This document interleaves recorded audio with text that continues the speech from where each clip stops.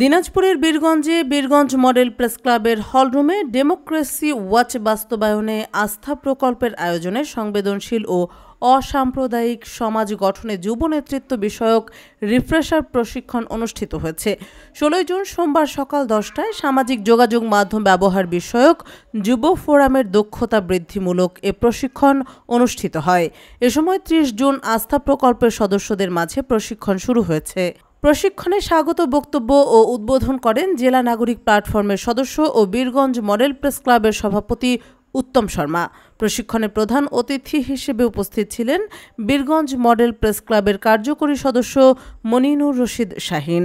বিশেষ অতিথি হিসেবে উপস্থিত ছিলেন বাংলাদেশ স্বেচ্ছাসেবী সমাজ কল্যাণ পরিষদের কেন্দ্রীয় উপদেষ্টা miser Alam, Birganj model press ক্লাবের সাধারণ সম্পাদক আব্দুল জলিল সহ আরও অনেকে।